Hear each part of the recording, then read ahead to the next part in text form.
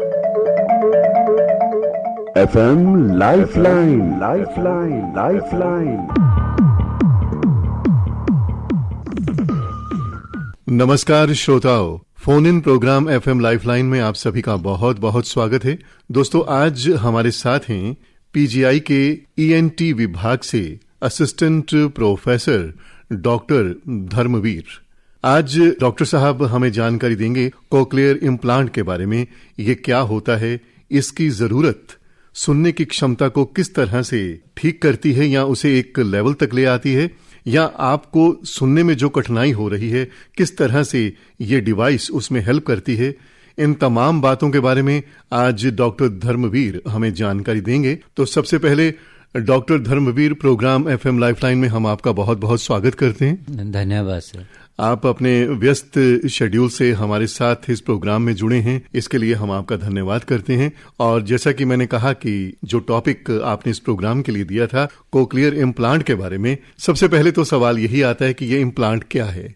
ये बेसिकली जैसे एक पेस मेकर लगाया जाता है हार्ट के लिए, इसी तरह से इम्प्लांट लगाया जाता है जब कॉक्लिया, बिल्कुल जो हेयरिंग की क्षमता है, प्रोफाउंड लॉस, बिल्कुल नहीं सुनाई देता, तब इसको यूज करा जाता है। और जब ये स्थिति आ जाती कि मुझे कुछ पता नहीं चल रहा है, जब हेयरिंग कौन क्या कह रहा है क्या नहीं कह रहा है, कई बार लोग कहते हैं डेड हेयरिंग, जी वही स्थिति है। बिल्कुल वही स्थिति। तो इससे पहले की स्थिति में ये यूज नहीं होता? उससे पहले नहीं। अगर आपको थोड़ा सा भी हेयरिंग बेटर है, only severe to profound hearing loss में ये लगाया जाता है, और उन पेशेंट्स के लिए लगाया जाता है जिनको हेयरिंग एड के साथ में कोई बेनिफिट नहीं होता।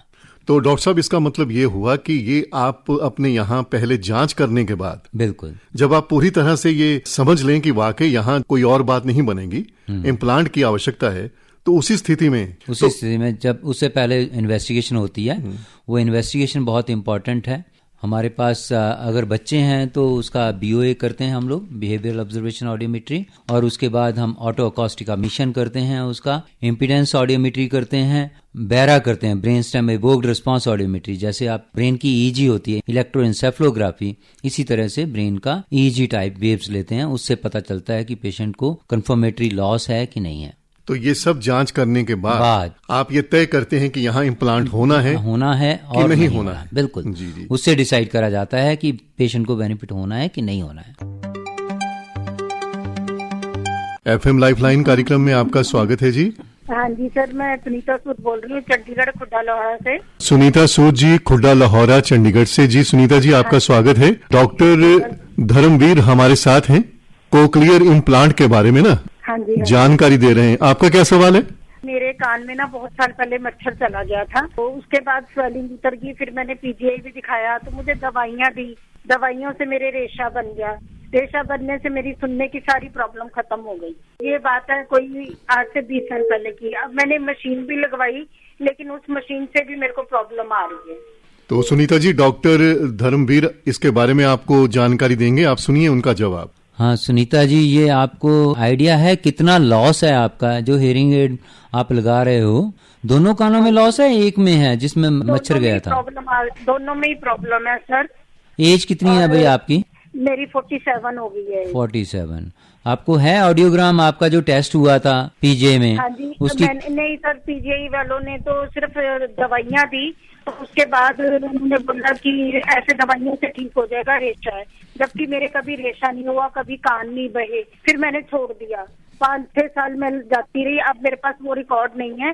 उसके बाद मैंने स्पीड टेस्ट करवाया, मशीन लगवाई, लेकिन उस मशीन से जो मेरी 80% काम था वो भी खत्म हो गया। नहीं तो आपने मशीन कहाँ से लगवा ली? मशीन मैंने प्राइवेट लगवाई थी। नहीं मैम, ऐसे नहीं। आप प्लीज, आपको रिक्वेस्ट है कि आप हमारे पास आइए।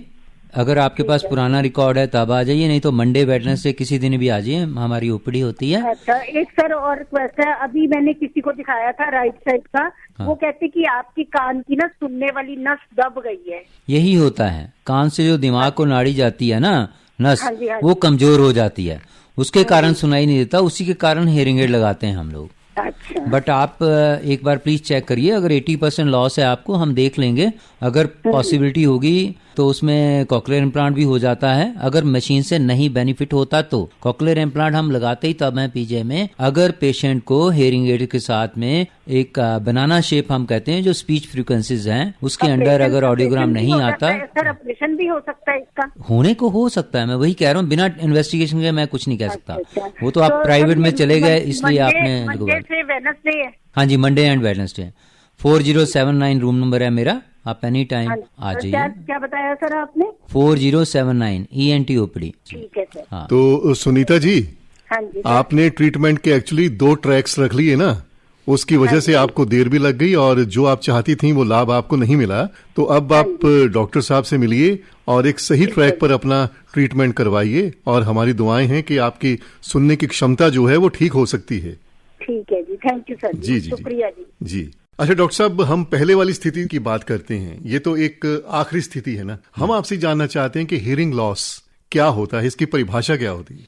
बेसिक क्या है, अगर तो किसी पेशेंट को इन्फेक्शन हो जाए, जैसे अभी पहले पेशेंट ने बात करी कि उनके कान में मच्छर चला गया जी, और मच्छर जाने से ही उसको इन्फेक्शन हो गई, उसमें हम कहते हैं वो कंडक्टिव पैथोलॉजी हो गई। पर वो ज़्यादा देर तक अगर कंडक्टिव पैथोलॉजी रह जाती है तो उन्होंने बोला, अब मेरे को डॉक्टर ने बता दिया है कि मेरी जो कान से नस जाती है दिमाग को वो कमजोर हो गई। जी डॉक्टर साहब, आपको बीच में रोक रहा हूँ, आपसे माफी चाहूंगा। एक हमारे श्रोता ऑनलाइन है, फिर हम अपनी बात को कंटिन्यू करेंगे। ठीक।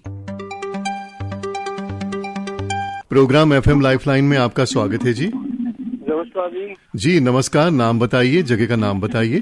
मैं रविंद्र कुमार, ग्राम जानसा, डिस्ट्रिक्ट कुरुक्षेत्र, हरियाणा से बोल रहा हूँ जी। हाँ रविंद्र जी, कैसे हैं आप? ठीक है। आज डॉक्टर धर्मवीर हमारे साथ हैं, ENT एक्सपर्ट हैं PGI से।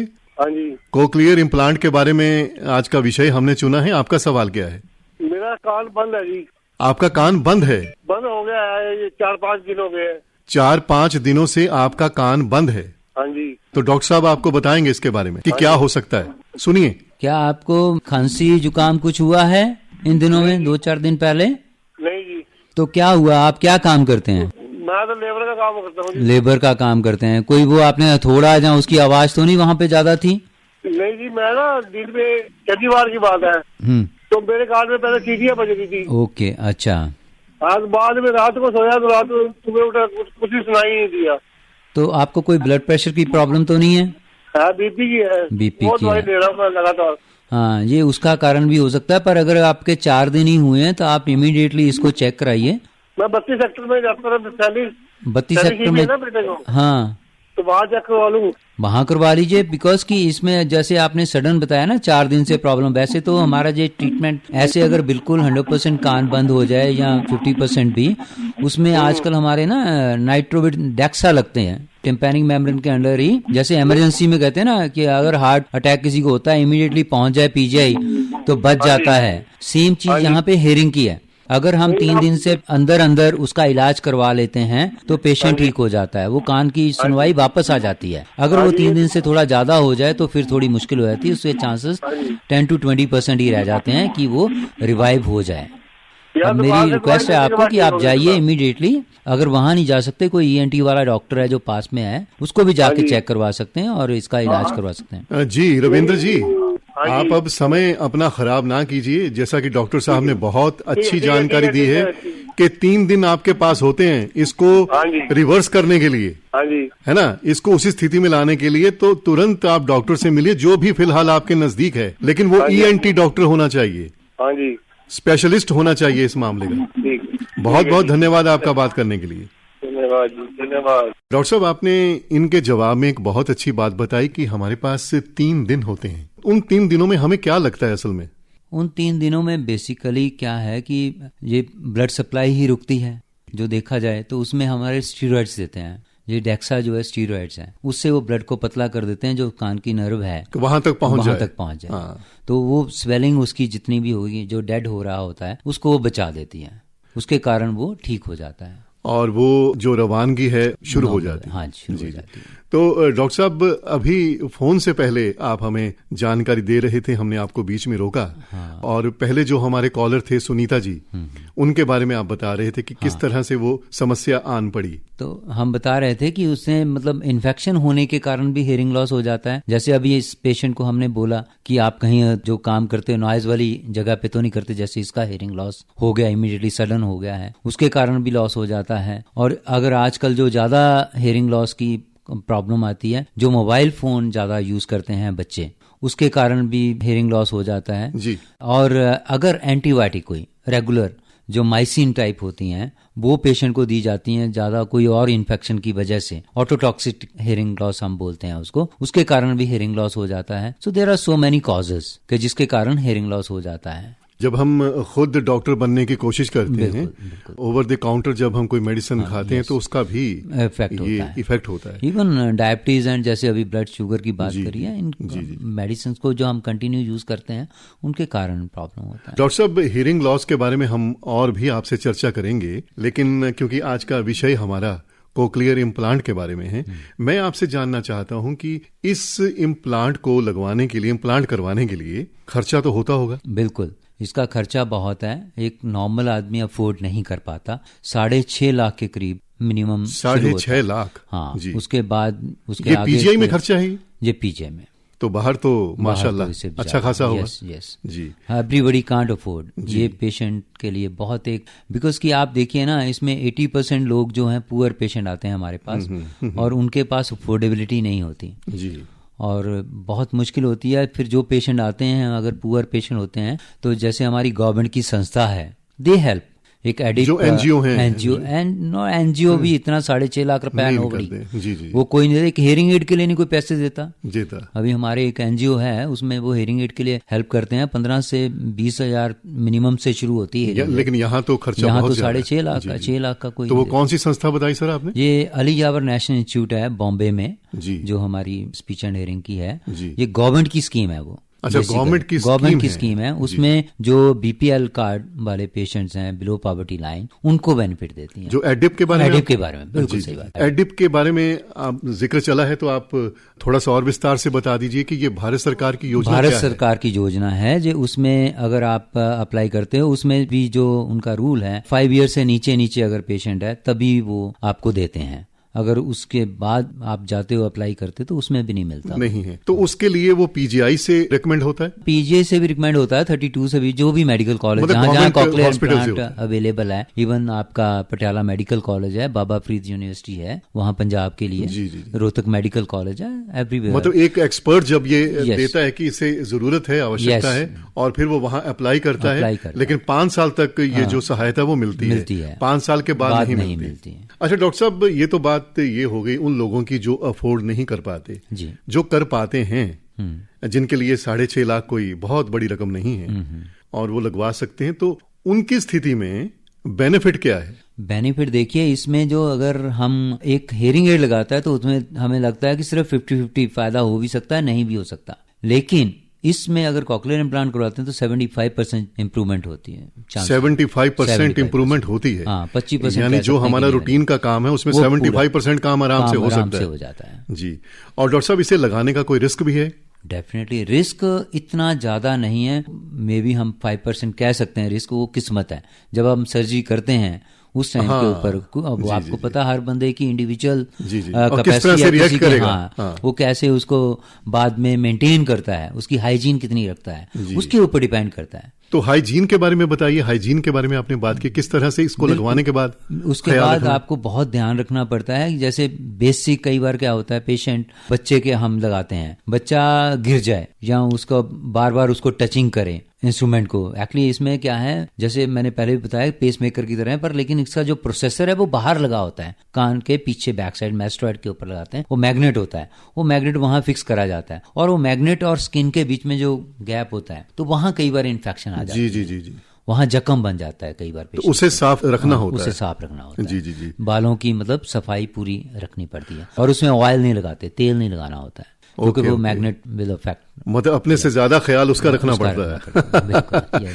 अच्छा डॉक्टर साहब, ये जो इम्प्लांट के बारे में आपने बात की, ये केवल 5 साल तक के बच्चों को लगता है? नहीं, ऐसा नहीं है। हाँ। ये उन पेशेंट्स के लिए बेसिकली, जब ये कॉकलियर इम्प्लांट का कंसेप्ट शुरू हुआ था, ये तो अभी बच्चों के लिए थोड़ा टाइम पहले स्टार्टिंग हुई है, मोर देन 10 ईयर में भी लगा लो जी जी। बट उससे पहले ये जो जब कॉकलियर इम्प्लांट शुरू हुआ था, उन पेशेंट्स के लिए था जो सडन हियरिंग लॉस, जैसे अभी उन्होंने बताया जो पहले पेशेंट 3-4 दिन हुए, मुझे सुनना कम हो गया। हाँ। इसको हम अक्वायर्ड हियरिंग लॉस बोलते हैं, कि जैसे मैंने बताया कि ऑटोटॉक्सिटी अगर मेडिसिन खा रहा है उसके कारण उसको लॉस हो गया, तो उन पेशेंट्स के लिए ये बेसिकली था कि अचानक अगर पेशेंट को लॉस हो गया तो वो 6 महीने के बाद, नॉट कि इमीडिएटली हम करते हैं, उसमें टाइम पीरियड होता है, 6 मंथ के बाद अगर नहीं इंप्रूव होती हियरिंग और बंदे की जो स्पीच एंड लैंग्वेज है वो एक्वायर्ड है, वो बोल रहा है, तो उनके लिए ज्यादा बेनिफिटेड था। अच्छा, ये स्टेप बाय स्टेप आप चलते हैं? स्टेप बाय स्टेप चलता था, पर अभी तो विद इन 6 मंथ भी इम्प्लांट हो जाता है, अगर 6 महीने में डायग्नोज हो जाता है कंफर्मली कि हाँ बच्चे को हियरिंग लॉस है, बिकॉज इस एज तक कंफर्म करना थोड़ा डिफिकल्ट होता है,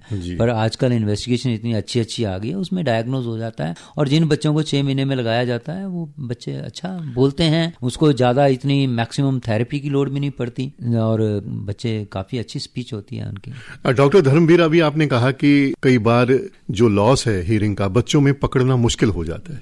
अब उसे जो पकड़ पाते हैं सबसे पहले उसके माँ बाप होते हैं, तो माँ बाप सही समय पर पकड़ पाएं, उन्हें आप क्या राय देंगे? मैं यही राय दूंगा कि अगर उनको कोई भी डाउट लगता है कि जब आप टीवी लगाते हो या आप दूसरे कमरे में बच्चा है तो आप आवाज मारते हो, नहीं आता और आपकी तरफ नहीं देखता, इवन 3 to 6 मंथ के बीच में उसकी लोकलाइजेशन नहीं है, जिस साइड से आवाज आती है उस साइड को वो अपनी हेड नेक टर्न नहीं करता, तो you can diagnose, parents can diagnose. वो समय सही है जब डॉक्टर से मिलना चाहिए। यस। और कौन से डॉक्टर से मिलना चाहिए? आपको ENT वाले से मिलना चाहिए, पीडियाट्रिशियन से नहीं मिलना चाहिए। मैंने इसलिए कहा ना, क्योंकि जब बच्चे छोटे होते हैं तो आमतौर से जो बच्चों के डॉक्टर हैं वो आपके घर का हिस्सा बन जाते हैं। बिल्कुल, फैमिली डॉक्टर। हमें वहां नहीं दिखाना है, ENT एक्सपर्ट को ही दिखाना है। बिल्कुल, और ENT वाले को दिखाना है। और उसके बाद आपने इन्वेस्टिगेशन, अगर आपको कुछ भी डाउट लगता है, इवन मैं अभी यहाँ एक शेयर करूंगा, मियाँ बीबी दोनों डॉक्टर्स जी, मैं नाम नहीं लूंगा उन पेशेंट्स का जी, नहीं, बिल्कुल नहीं, और उन्होंने नो डाउट की 3 मंथ्स में ही अपने बच्चे का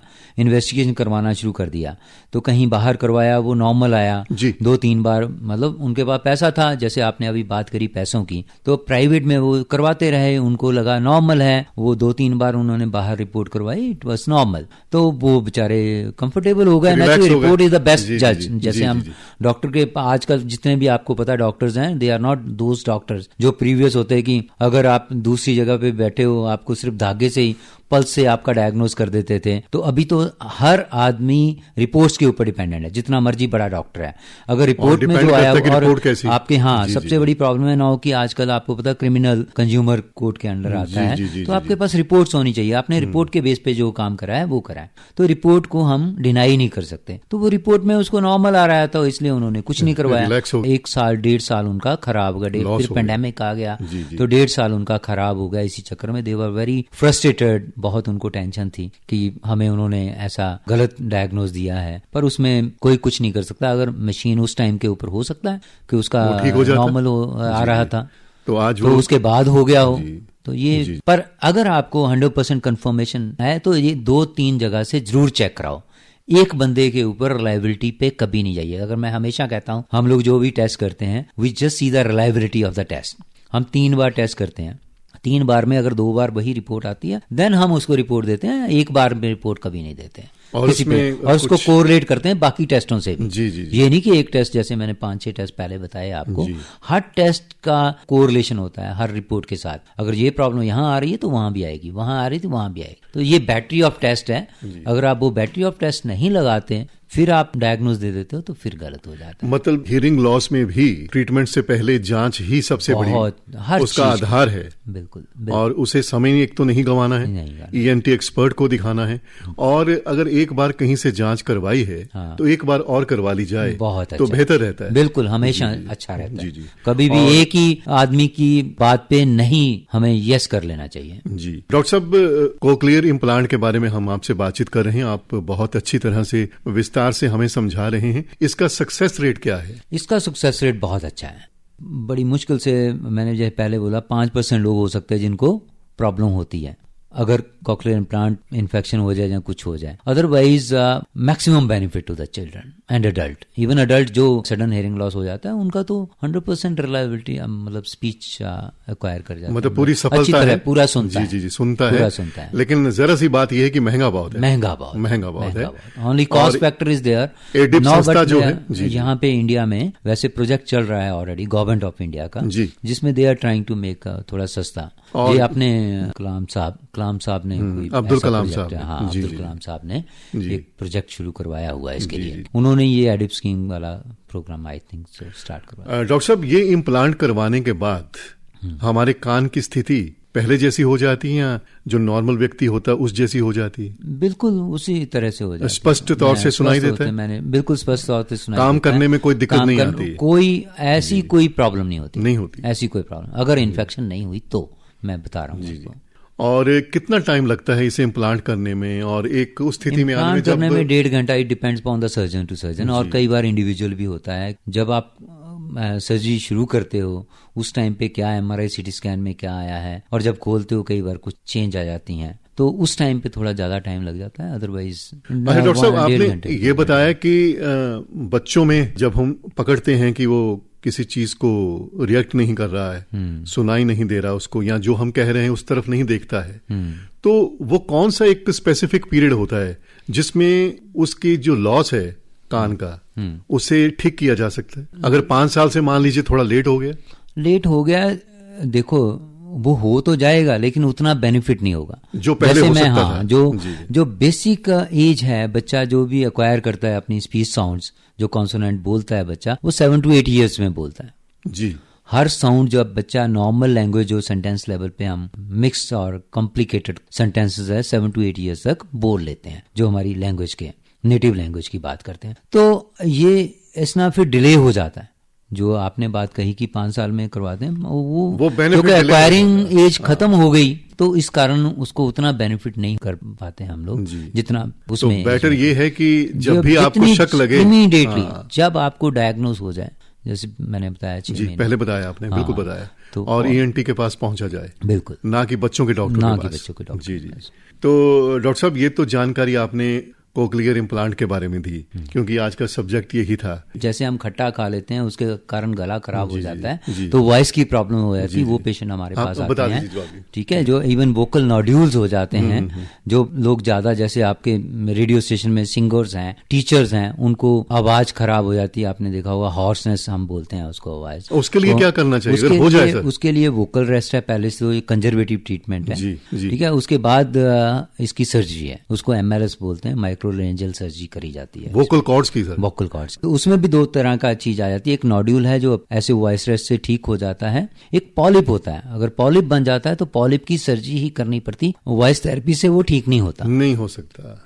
इसी के ऊपर I have presented my paper in USA। Okay sir, अब मान लीजिए कोई सिंगर है और जिस तरह से किसी के बोलने का काम है, हमारे बोलने का काम है, हम बोलते हैं रेडियो पर, तो अगर ऐसी स्थिति आती है तो डॉक्टर सर्जरी के लिए बोलता है, तो उसके लिए तो बहुत मुश्किल बात है। बड़ा, अभी मेरे गुरुजी हैं, मैं भी थोड़ा आजकल म्यूजिक सीखने जाता था। अच्छा, म्यूजिक सीख रहे हैं? जा रहा हूँ, हाँ, बहुत बड़ी बात है। तो उनको बेचारों को अब 35 साल से he is in music, vocal बहुत अच्छा करते हैं वो, तो उनको प्रॉब्लम आ गई, वोकल नोड्यूल हो गए जी, तो वो तो डिप्रेशन में चले गए। 3 महीने he was in depression only, कि मेरा प्रोफेशन ही यही है कि मैं कैसे इसको कंटिन्यू कर पाऊंगा। ये बहुत बड़ी प्रॉब्लम है, क्योंकि जिसकी रोजी रोटी ही सिर्फ वॉइस के ऊपर है, उनके लिए बहुत मुश्किल बात है। तो सर, आजकल आप क्या सीख रहे हैं म्यूजिक में? मैं तो कैसियो सीख रहे हैं।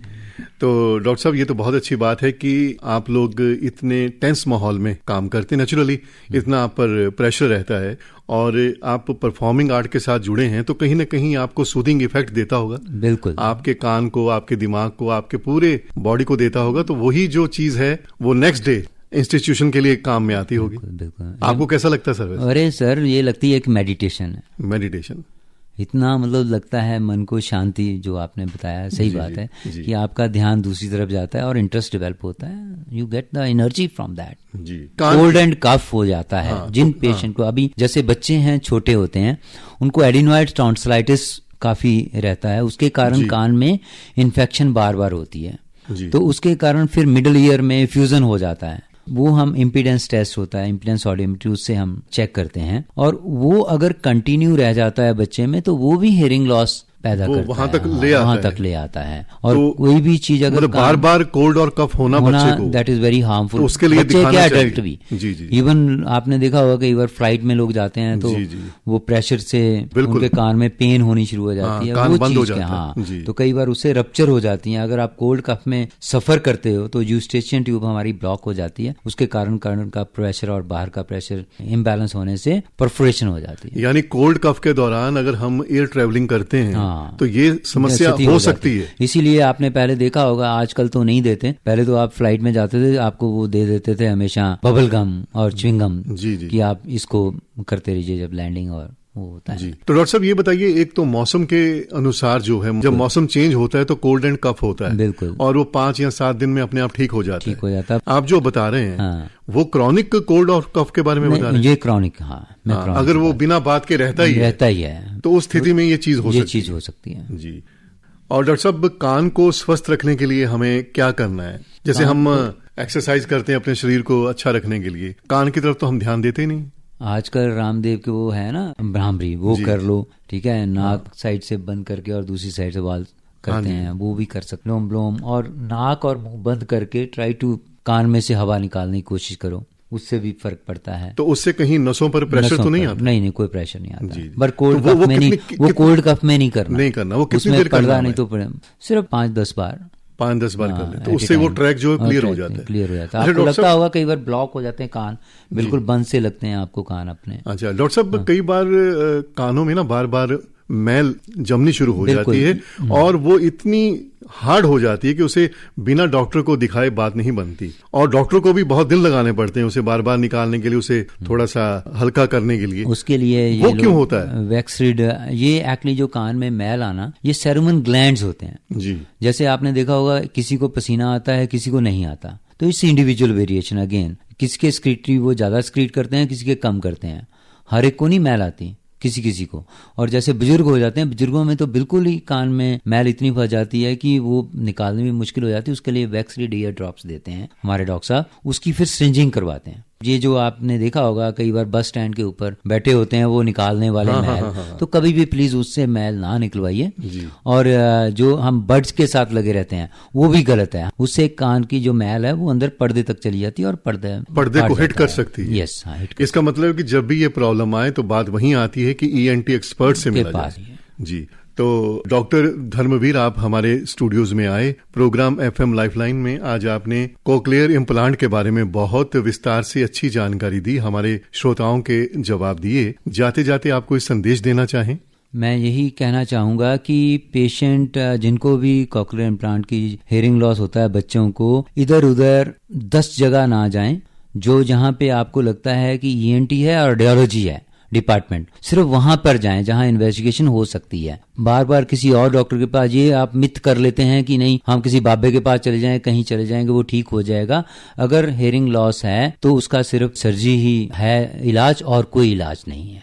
मैं यही कहना चाहूंगा कि आप किसी अच्छे ENT सर्जन के पास ही जाएं, और उनके साथ में अगर रेडियोलॉजिस्ट बैठा है तो ही जाएं, अदरवाइज इधर उधर प्लीज नहीं घूमिए। और जो गवर्नमेंट की हेल्प मिल रही है उसको जरूर लीजिए, बिकॉज कि यहाँ पे पंजाब में है नहीं, हरियाणा में भी ऐसे नहीं है, लेकिन अगर आप जयपुर में देखें, राजस्थान में, वहाँ पे फ्री कोक्लियर इम्प्लांट होता है। ऐसे बच्चों को कहीं ज्यादा धक्के नहीं खाने पड़ते हैं उन लोगों को, वहाँ फ्री होता है। हाँ, गवर्नमेंट ने, कई गवर्नमेंट जो स्टेट गवर्नमेंट है, दे हैव देयर ओन। तो मैं रिक्वेस्ट करता हूँ गवर्नमेंट को भी ऐसी चीज संस्था हमें पंजाब में, हरियाणा में लागू करनी चाहिए। वो आपने बताया, अगर वही चीज वहाँ हो सकती है तो हमारे भी स्टेट में होनी चाहिए। तो आपने वैसे बताया कि गवर्नमेंट ऑफ इंडिया की एडिप योजना है, बट उसमें वेटिंग लिस्ट बहुत है और धक्के खाता है पेशेंट, नहीं अफोर्ड कर सकता है, वो अफोर्ड नहीं कर सकता, पर वो टाइम बहुत लगता है। डॉक्टर साहब, आप हमारे स्टूडियोज में आए, आपका बहुत बहुत हम धन्यवाद करते हैं, तहे दिल से करते हैं। जाते जाते ये बताइए, क्या कोक्लियर इम्प्लांट जो है वो बीमा में कवर होता है? नहीं, सबसे बड़ी प्रॉब्लम है, ना हियरिंग एड कवर होती है, ना कोक्लियर इम्प्लांट बीमा में कवर होता है। हम इसी के लिए रिक्वेस्ट कर रहे हैं हर एक को, इवन इंश्योरेंस अगर हो जाए कोक्लियर इम्प्लांट की, जैसे कार की इंश्योरेंस हो जाती है, स्कूटर की इंश्योरेंस हो जाती है, तो why they are not doing that? इसका भी बीमा होना चाहिए। जी। इससे ही जो पेशेंट बेचारे करवाते हैं, कल को उनको बेनिफिट हो सकता है। जी।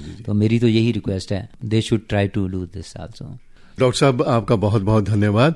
तो दोस्तों, ये तो था आज का phone in programme FM Lifeline. इस प्रोग्राम में हमारे साथ रहे पीजीआई के ईएनटी विभाग के असिस्टेंट प्रोफेसर डॉक्टर धर्मवीर, जिन्होंने हमें कॉकलियर इम्प्लांट के बारे में विस्तार से जानकारी दी। अब आज का ये कार्यक्रम समाप्त होता है। अपने साथी अनिल पुंज को दीजिए अनुमति। प्रोग्राम में अपना तकनीकी सहयोग दिया हमारे साथी संदीप वर्मा ने। अब अगले सप्ताह एक और मेहमान के साथ आपकी और हमारी होगी मुलाकात। तब तक के लिए नमस्कार। FM Lifeline, Lifeline, Lifeline.